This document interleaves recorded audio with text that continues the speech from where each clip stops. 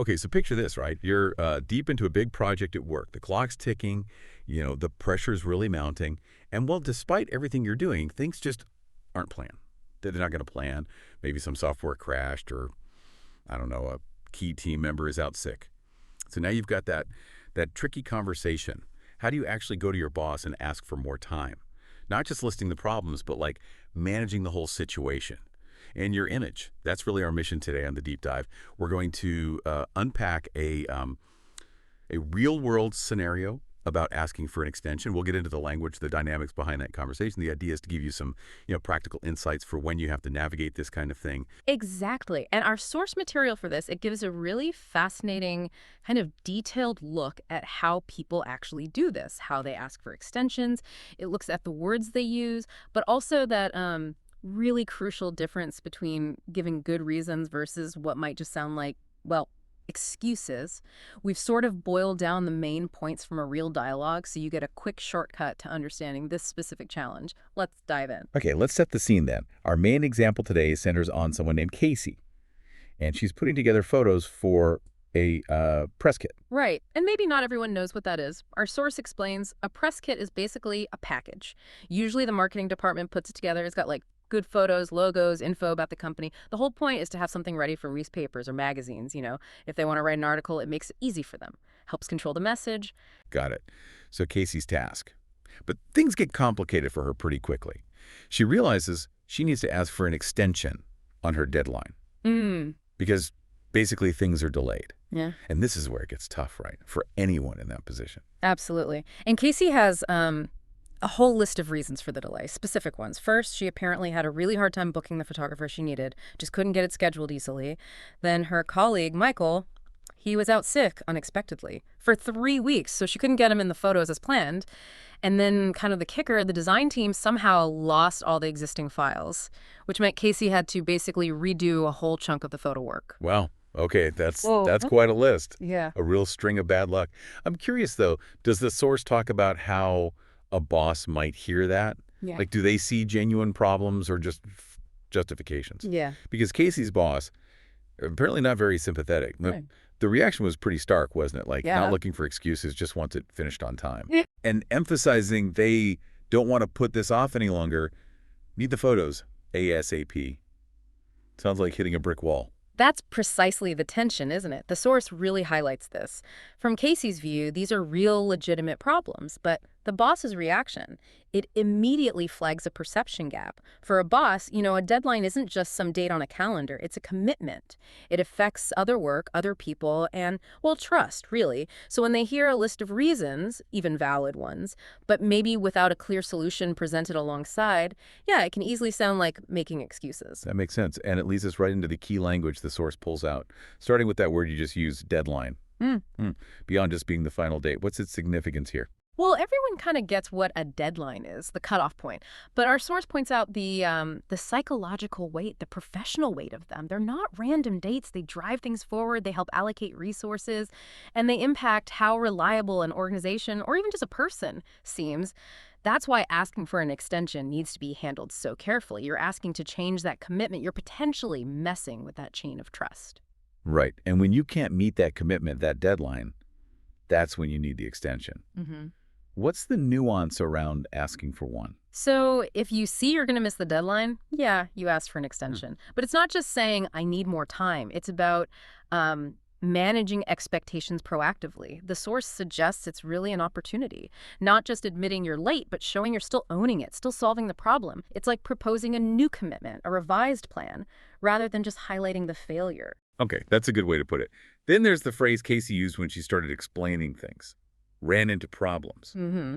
Sounds simple enough, but does the source dig into that phrase? It does, actually.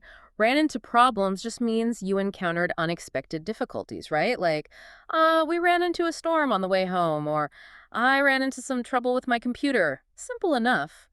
But the source points out a subtle but important distinction. Sometimes we say problem when maybe it's more like a roadblock. A problem might be, say, a technical glitch you can fix yourself if you work late. Annoying, but solvable. A roadblock, though, that's more like an external thing stopping you. Often something beyond your control. Like Michael being sick for 3 weeks. That's a roadblock. The lost files. Definitely a roadblock. Maybe the photographer booking issue? Was that a problem Casey could have foreseen or managed earlier? Maybe. Understanding that difference helps you explain why you need the extension much more effectively. Okay. Problem versus roadblock. That's a really useful distinction. And finally, just quickly, the word delayed. Yeah, delayed is straightforward. It just means late, behind schedule. The opposite is on time. A flight is delayed or on time, a project is delayed or on time. But its importance is the signal it sends, right? It immediately tells everyone the timeline is impacted, expectations need resetting. Right. So we've got the core terms. Now let's look at some of those key phrases, our source flags for actually having these conversations. The first one is, I've been meaning to talk to you. Yeah, this one's interesting. It signals you've been thinking about this, planning to bring it up. It suggests you're being proactive, not just reacting at the last minute. Can set a responsible tone. You might say, I'm sorry I haven't called. I've been meaning to. Hmm. In Casey's situation, opening with this could show she's been tracking the issue and isn't just suddenly panicking. Foresight. Okay, makes sense. And the next phrase, one Casey definitely used, beyond my control. This feels like the classic way to say, it's not my fault, but is it always effective on its own? Well, beyond my control does mean you couldn't influence it, right? Like the weather or someone else being sick. But the source offers a really key piece of advice here. Just saying it isn't usually enough. Not in a professional context, anyway. The best approach is to pair beyond my control with what you are doing about it, the proactive steps. So Casey could say, Michael's illness was, completely beyond my control. However, I've already drafted a new schedule that accounts for redoing his shots, and I found someone to help with the extra design work. See the difference? It shows you're still driving forward despite the obstacle, not just explaining it away. Yeah, that shifts it from explanation to solution focus. That's powerful. And the last phrase, put this off. To put something off just means delay it, postpone it, leave it for later.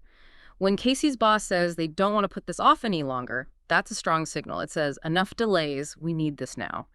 It often implies maybe previous delays have already caused problems. And if you were suggesting putting something off, like a meeting, you'd say, can we put off our meeting till next week? Yeah. But you'd need to be ready for potential pushback, especially if urgency is high. Got it.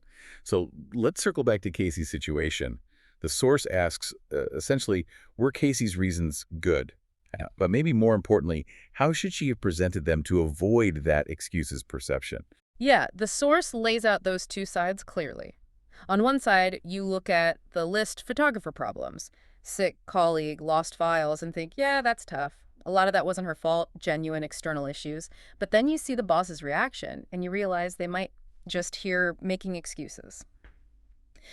The key takeaway seems to be less about whether the reasons are valid in some objective sense, and more about the perception created by how you deliver the news. Just listing problems, especially without clear solutions or a revised plan, can sound defensive. It can sound like justification. It really can.